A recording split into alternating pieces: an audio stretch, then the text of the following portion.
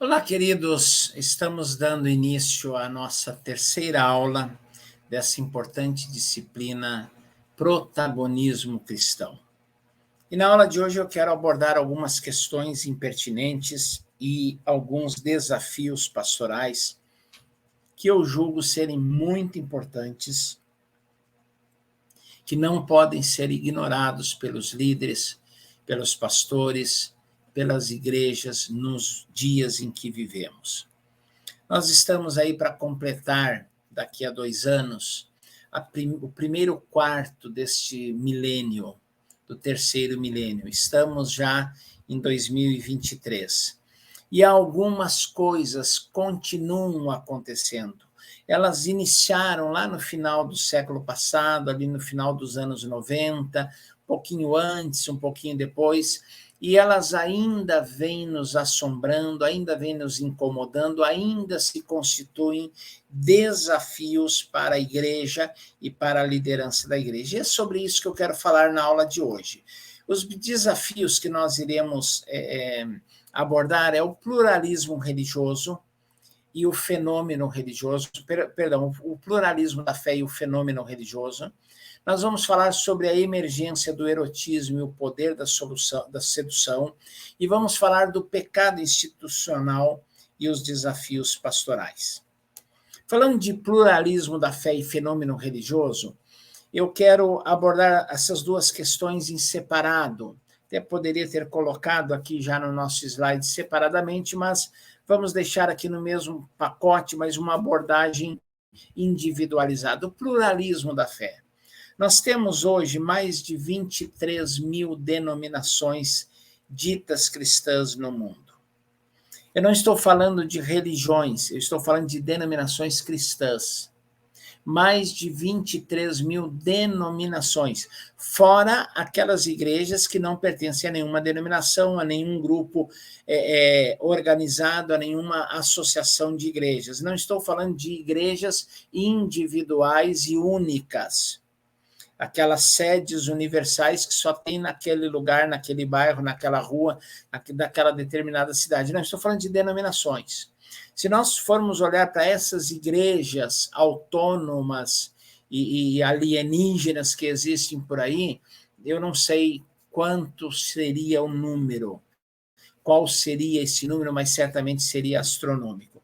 E quando eu falo de pluralismo da fé, eu estou falando de gente completamente despreparada, biblicamente, teologicamente, academicamente, mas que por A ou B, por uma ou outra razão, acaba fundando a sua igreja, a sua denominação.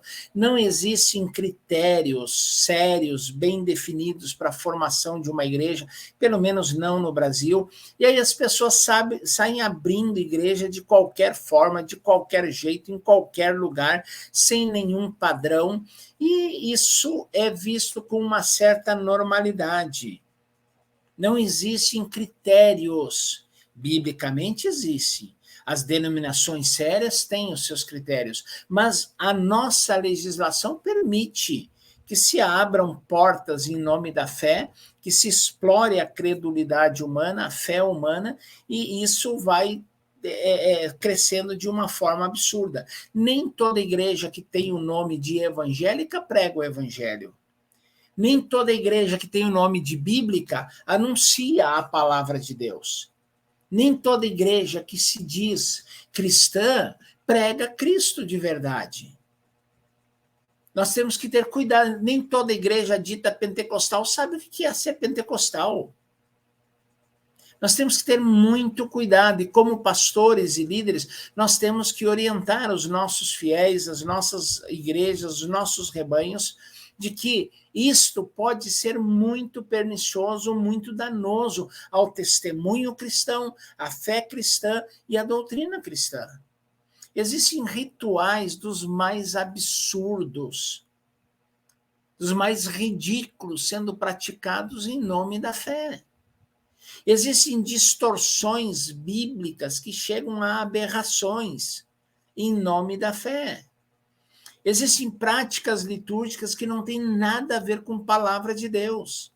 Tem igrejas que não são alicerçadas na Bíblia, são alicerçadas em profecia, em revelação, em sonhos, em visões, em pessoas que tiveram um desejo e não conseguiram na sua igreja, na sua denominação, realizar o seu desejo, às vezes megalomaníaco, egoísta, vaidoso, e fundou a sua própria igreja, se auto-intitulou pastor, bispo, apóstolo, sei lá mais o quê, e saiu. E hoje nós temos esse, não só um pluralismo, mas um mercantilismo descarado da fé, onde se cobra muito para fazer aquilo que Jesus disse, recebesse de graça e de graça dai. Nós temos que nos levantar, é um desafio, temos que nos levantar contra isso. É um desafio muito grande. Existem homens de Deus sérios pregando a palavra de Deus, que estudaram, que se prepararam, que se capacitaram, que cumprem todos os requisitos legais e estão perdendo espaço e terreno para aventureiros da fé, para gente mal preparada.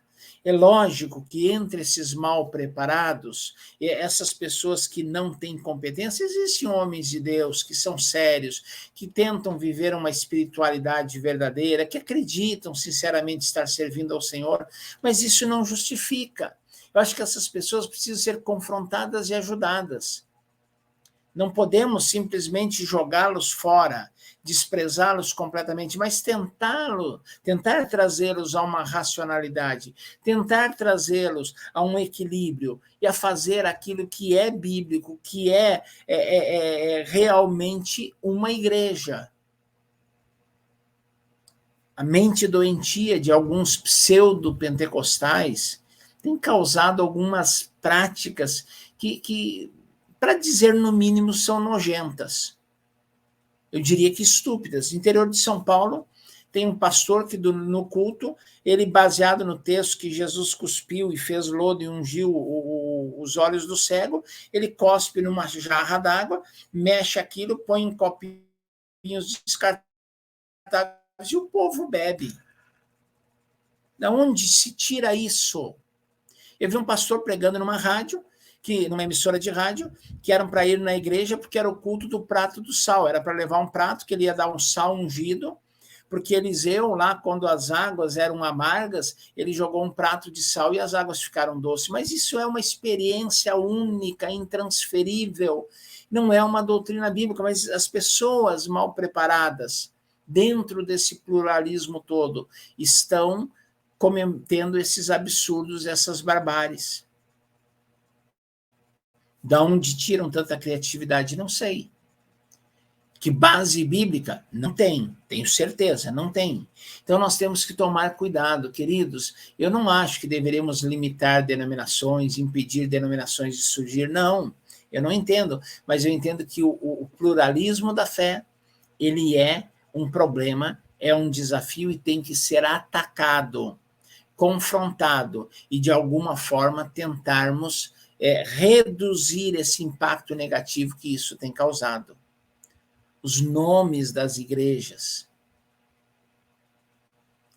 Cada nome que surge nesse mercado de criatividade, de credulidade, me dá vontade de dizer de burrice, mas eu não vou falar isso. Vocês não me ouviram falar, eu não falei essa palavra.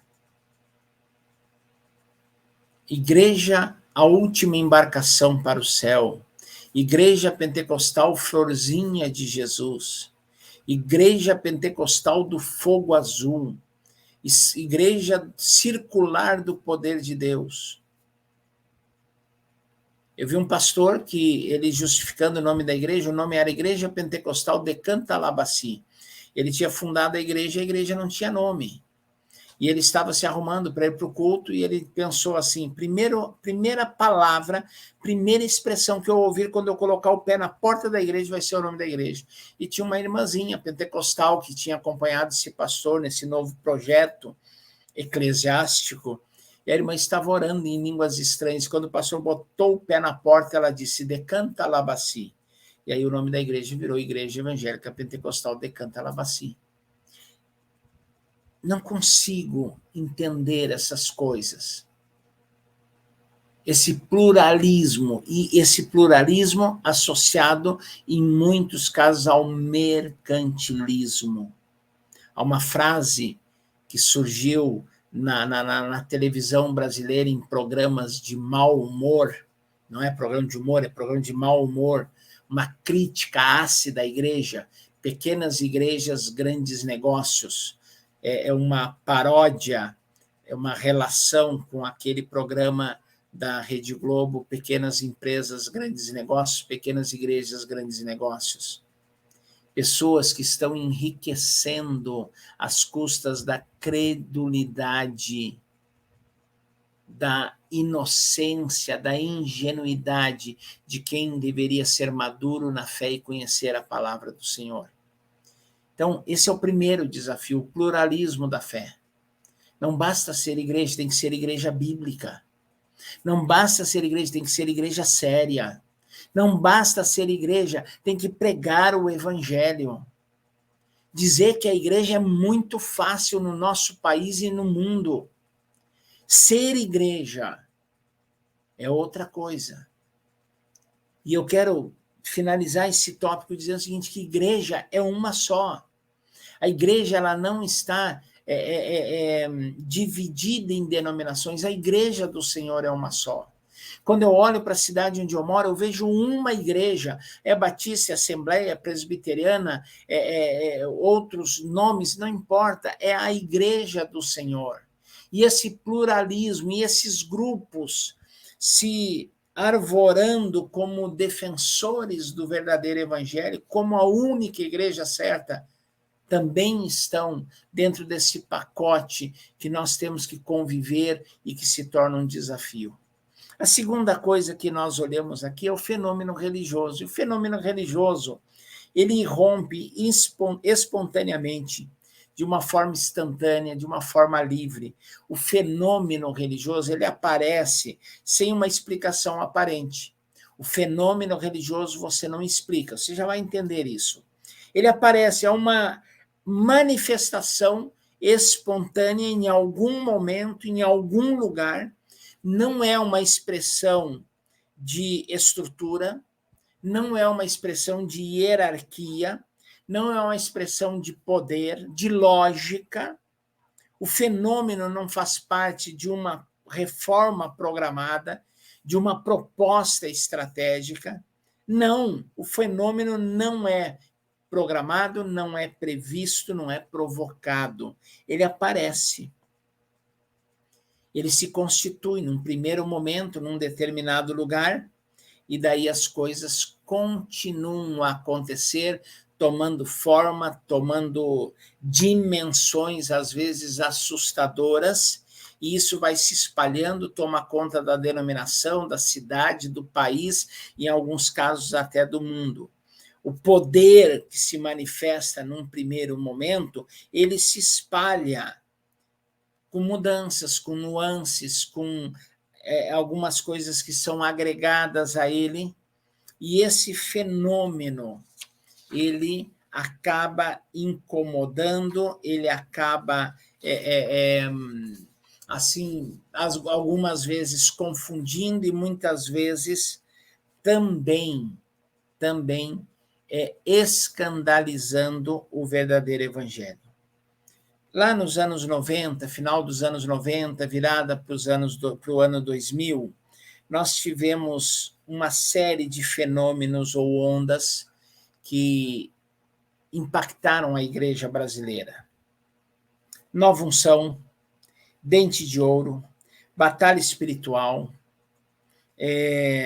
quebra de maldições, dormir no espírito ou cai-cai, o cair no espírito, e muitos outros. Muitos fenômenos aconteceram no final dos anos 90, início dos anos 2000, e algumas dessas coisas passaram, e outras continuam ainda se manifestando, embora de uma forma mais discreta, mais resumida, mas sabe o que me assusta? É que outros fenômenos estão surgindo, outros fenômenos estão acontecendo.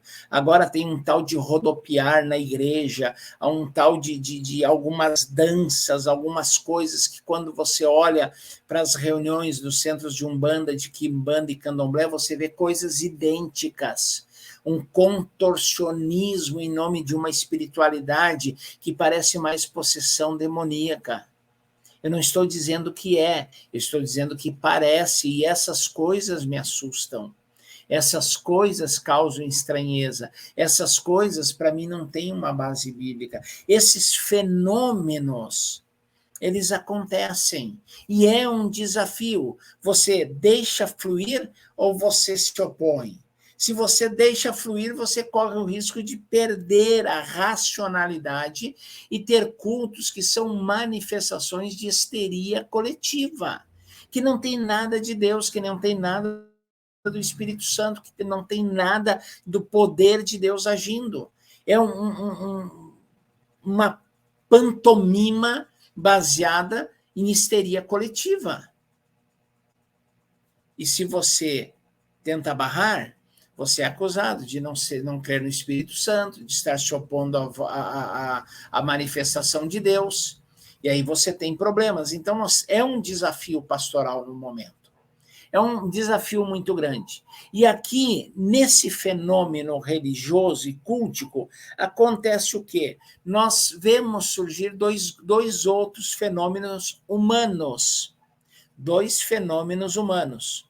Um deles tentando legitimar o fenômeno cultico, o fenômeno emocional, o fenômeno corpóreo, o fenômeno espiritual, e eu coloco esse espiritual entre aspas, tá? Esse fenômeno, ele surge, esse fenômeno humano, ser humano, homem, ele surge para legitimar. Então, ele vai dizer que a Bíblia diz isso, que a Bíblia diz aquilo, que a Bíblia mostra não sei o quê, que a Bíblia fala aquilo outro. Então, é o primeiro fenômeno, que tenta legitimar. E aí nós vamos lá para um outro extremo, e nós vemos outros fenômenos humanos surgindo para combater e para mostrar a necessidade de legitimar a verdadeira religião, a verdadeira igreja e de combater o erro. Mas os dois crescem demais, tornam-se conhecidos demais, tornam-se famosos demais, tornam-se fenomenais demais. Final dos anos 80, início dos anos 90, nós tínhamos aqui no Brasil Caio Fábio de Araújo Filho. Foi um fenômeno da doutrina. Depois nós tivemos o surgimento de Silas Malafaia, de Marcos Feliciano, que também irromperam como fenômenos religiosos. Nós tivemos o padre Marcelo Rossi, nós tivemos o padre Fábio de Mello. Mais recentemente, alguns fenômenos que estão aí na mídia, estão marcando presença: Hernandes Dias Lopes, Augusto Nicodemos, Cláudio Duarte, Dave Leonardo, Luiz Hermínio. Eu não estou colocando todos no mesmo pacote, não estou colocando todos no mesmo saco religioso, teológico, mas eu estou dizendo que são fenômenos. São homens que se destacam para legitimar uma ou outra posição. Diante desses fenômenos que nós estamos vendo na igreja, desequilibrados, assustadores, alarmantes, desafiadores, nós temos um grupo de homens que surgiu.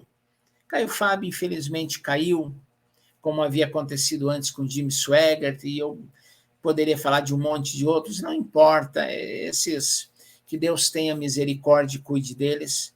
Mas, na verdade, nós temos alguns homens hoje, e eu colocaria citaria aqui Hernandes Dias Lopes e Augusto Nicodemos, e alguns outros pregadores presbiterianos, que para legitimar e para tirar a igreja desse extremo nocivo e perigoso que ela caiu, eles caíram num outro extremo.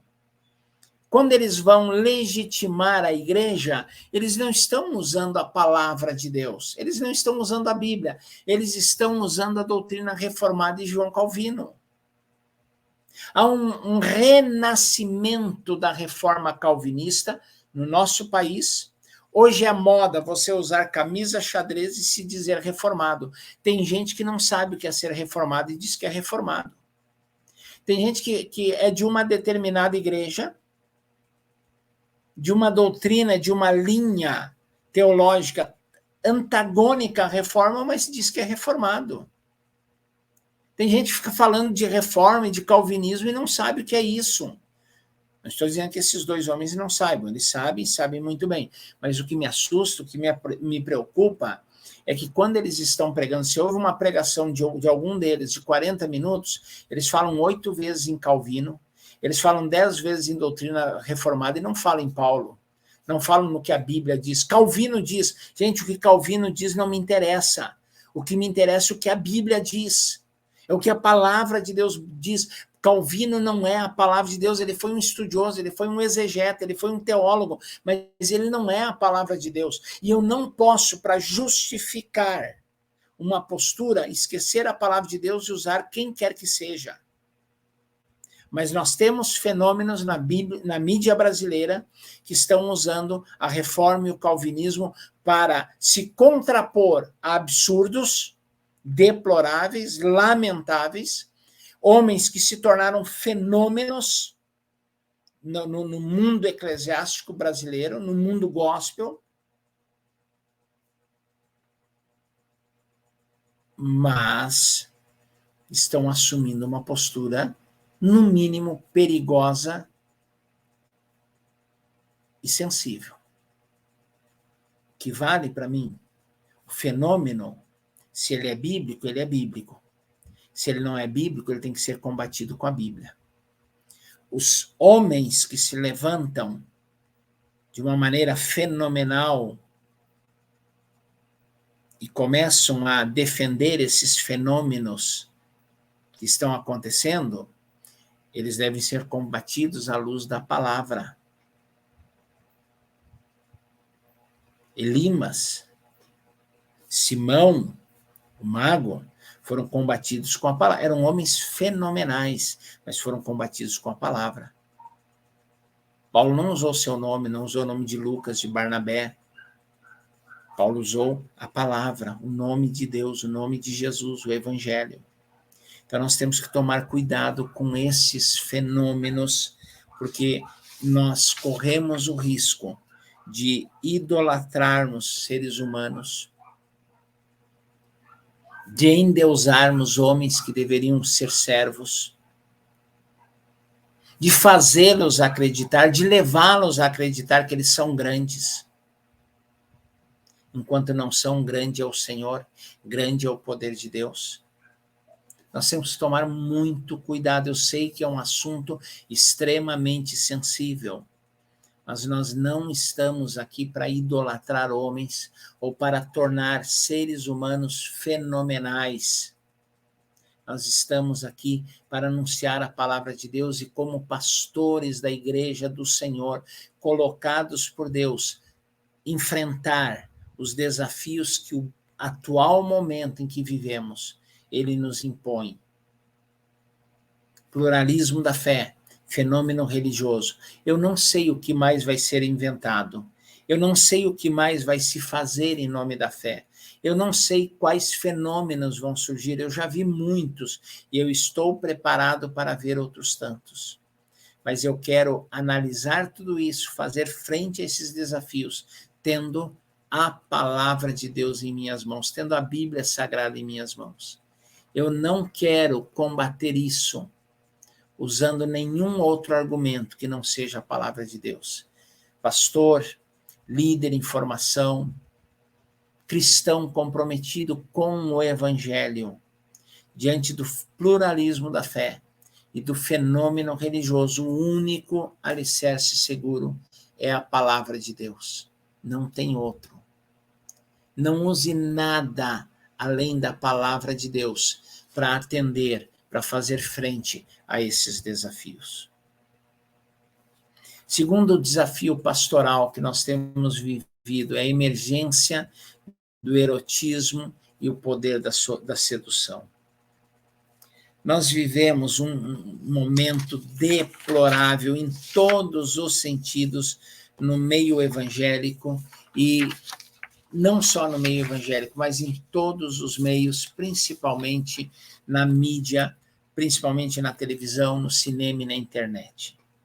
Existe uma banalização do corpo. Existem cultos e igrejas evangélicas que bailarinas não são adoradoras, são bailarinas e bailarinos com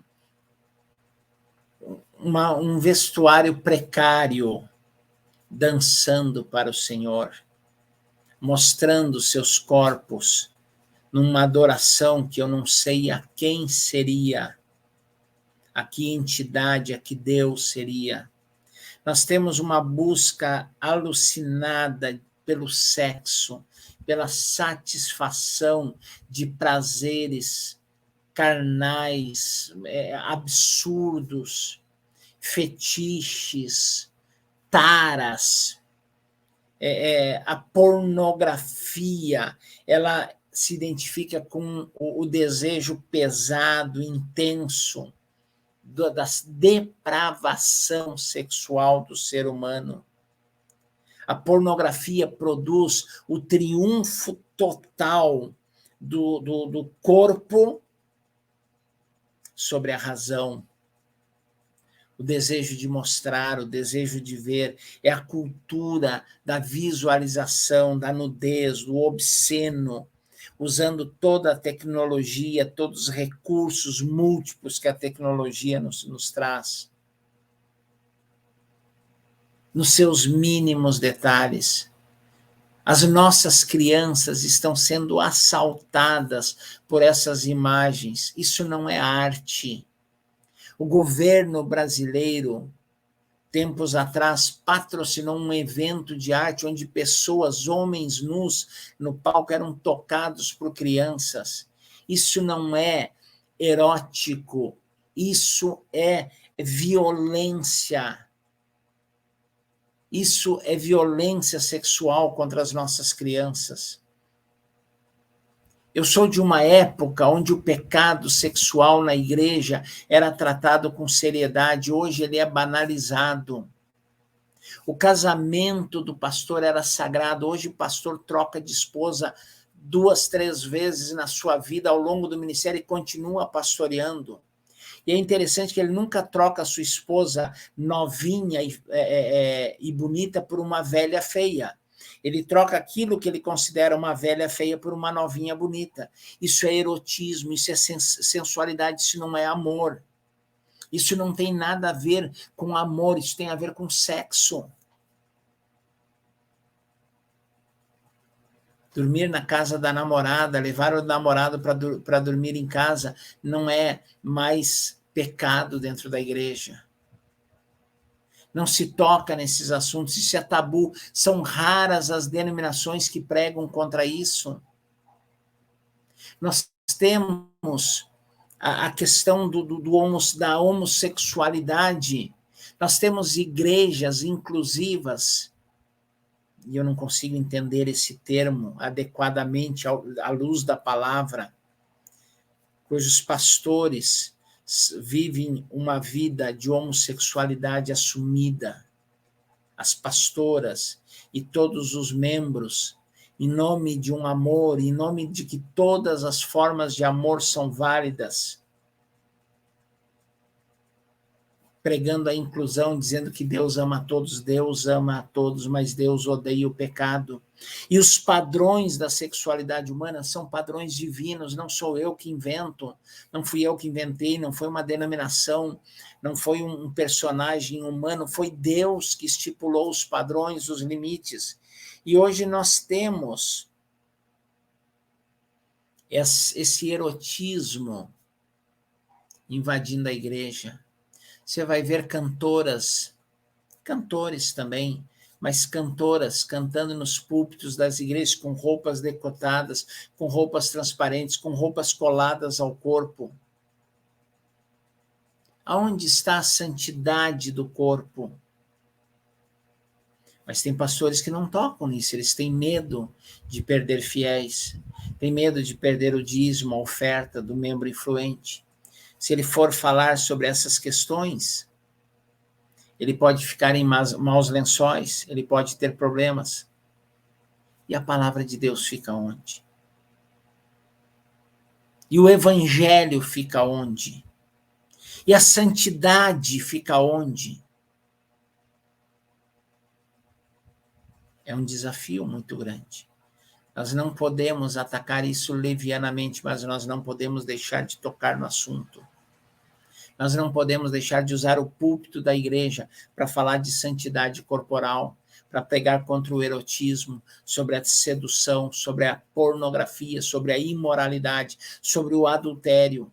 Mas como pregar se pastores, se líderes denominacionais estão vivendo isso? E justificando as suas práticas. A palavra de Deus não muda, ela continua sendo a palavra de Deus. E não é porque você passou por uma experiência de divórcio que você vai mudar a palavra de Deus. Não é porque você está em adultério que a palavra de Deus vai mudar. Não é porque você está vivendo uma vida contrária aos padrões bíblicos de pureza corporal e sexual que você vai mudar a palavra de Deus. Você não tem esse direito, nós não temos esse direito. É um desafio muito grande. O cristão que quer ser protagonista, o pastor que quer ser protagonista, ele precisa se levantar contra essa emergência, contra esse fluir cada vez mais assustador do erotismo e do poder da sedução. E hoje também nós temos o pecado institucional. Aqueles pecados que a igreja comete. Aqueles pecados que a igreja tenta manter escondidos e ignorar. Do ponto de vista ético. É sério. É muito sério. A ética sumiu de muitos púlpitos.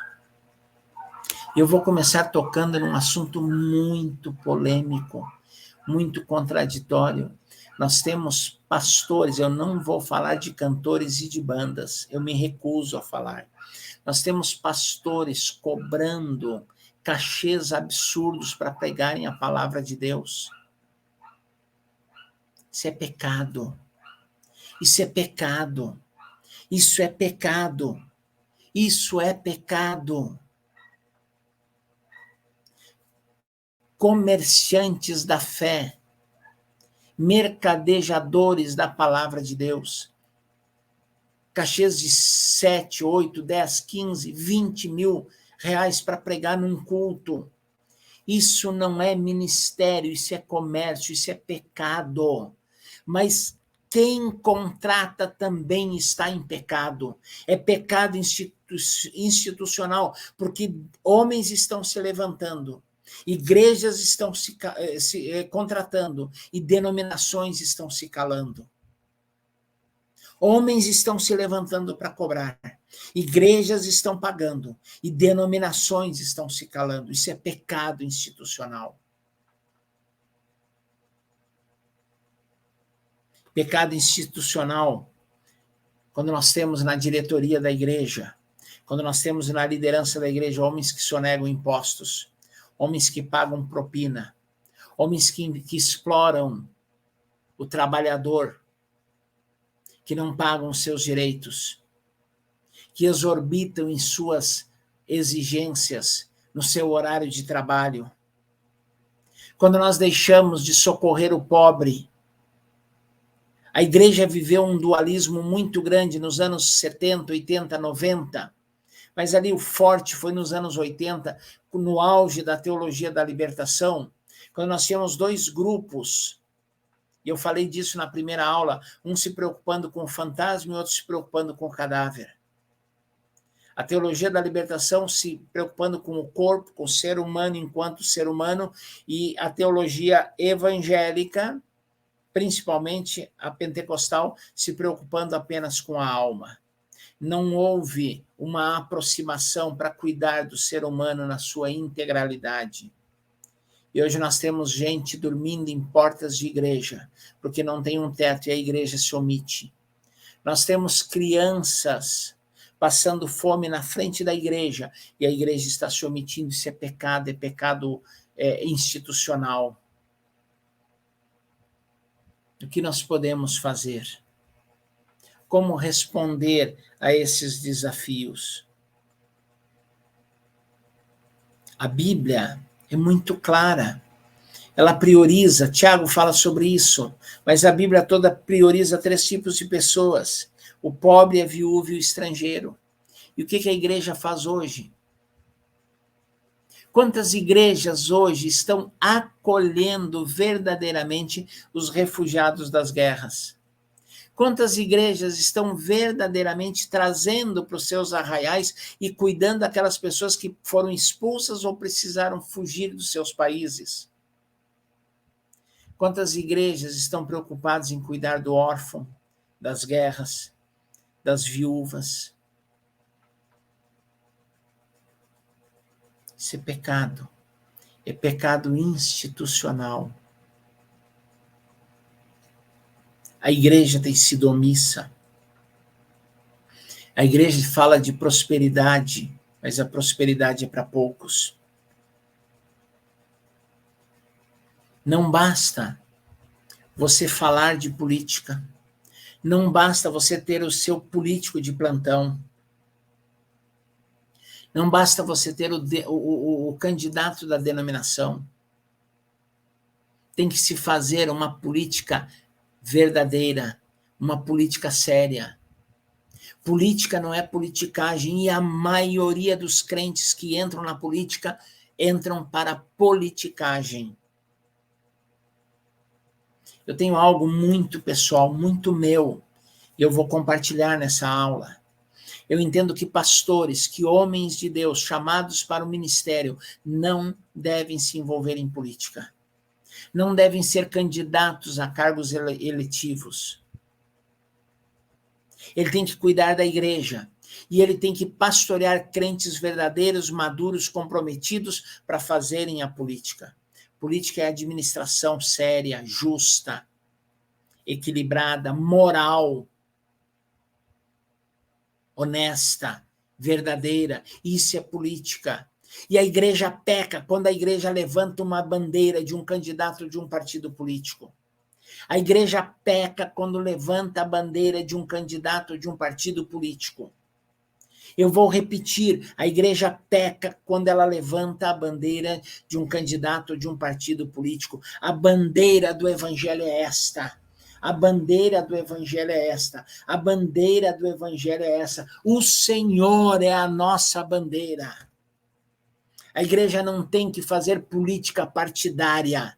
A igreja tem que apoiar crentes verdadeiros que queiram fazer a diferença fazendo política e não politicagem corrupta. Esses são pecados institucionais, mas a igreja se omite. Os pastores se vendem.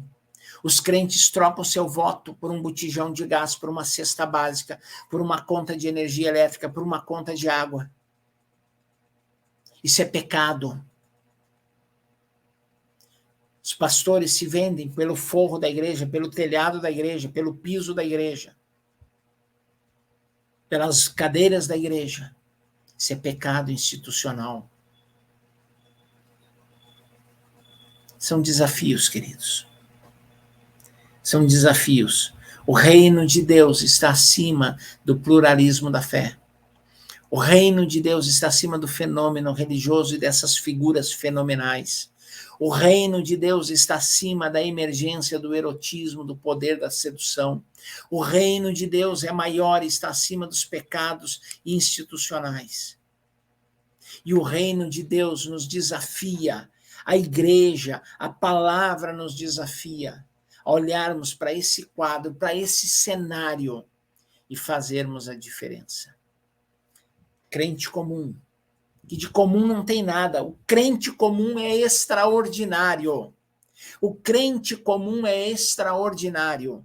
O crente comum é extraordinário, porque ele tem o poder de Deus na sua vida. Os pastores, as denominações, precisam se comprometer verdadeiramente com a Bíblia na mão, enfrentar esses desafios. Ser protagonista nesse mundo mal, decaído, distanciado do Senhor, distanciado da palavra, e viver uma vida de santidade e poder na presença do Senhor. É isso que é evangelho. É isso que é ser protagonista. Os desafios são esses. Vamos cruzar os braços, dizer que não temos nada com isso, dar de ombros e falar que o problema não é nosso, recuarmos e dizermos que a tarefa é muito grande, é gigantesca, que nós não conseguiremos fazer nada para mudar. O protagonista, ele não está preocupado com o tamanho, com o gigantismo da sua ação. Ele está preocupado em fazer. E fazer a diferença onde ele está. Talvez isso não reverbere muito longe. Talvez isso não provoque ondas. Não sabemos, quem sabe. Mas talvez não provoque nenhuma onda muito distante. Mas diante de Deus, nós precisamos ter a nossa consciência tranquila de que estamos sendo protagonistas cristãos, bíblicos, e enfrentando, encarando os desafios pastorais, sendo nós pastores ou não, para a glória de Deus e para o crescimento da verdadeira igreja, do verdadeiro evangelho. Em nome de Jesus.